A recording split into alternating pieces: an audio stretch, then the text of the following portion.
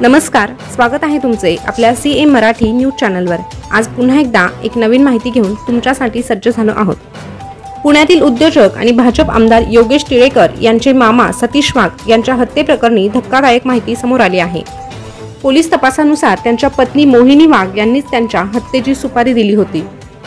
9 डिसेंबर 2024 रोजी पहाटे मॉर्निंग वॉकसाठी बाहेर पडलेल्या सतीश वाघ यांचे अज्ञात व्यक्तींनी अपहरण केले। त्यानंतर चालत्या गाडीतच त्यांची तीक्ष्ण शस्त्रांनी हत्या करण्यात आली, ज्यात त्यांच्या शरीरावर तब्बल 72 वार आढळले। मृतदेह शिंदवणे घाटातील निर्जन स्थळी फेकून देण्यात आला। पोलीस तपासात उघड झाले की मोहिनी वाघ यांचे शेजारी राहणाऱ्या व्यक्तीसोबत प्रेमसंबंध होते आणि सतीश वाघ हे त्यात अडथळा निर्माण करत होते। त्यामुळे मोहिनी वाघ यांनी 5 लाख रुपयांची सुपारी देऊन त्यांच्या पतीची निर्गुण हत्या घडवून आणली। आतापर्यंत या प्रकरणात 5 जणांना अटक करण्यात आली आहे।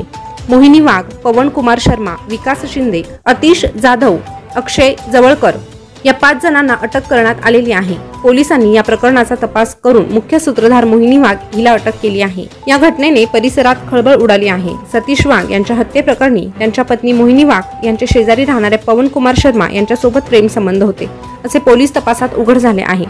सतीश वाघ हे या संबंधात अडथळा ठरत असल्याने मोहिनी वाघ यांनी 5 लाख रुपयांची सुपारी देऊन त्यांच्या पतीची हत्या घडवून आणली। या प्रकरणात मोहिनी वाघ आणि पवन कुमार शर्मा यांच्यासह इतर 3 जणांना अटक करण्यात आली आहे।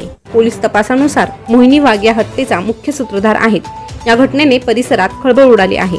पोलीस अधिकही याबाबत तपास करत आहे। तर नवीन अपडेट पाहण्यासाठी आपल्या सीएम मराठी न्यूज चॅनलला सबस्क्राइब करा।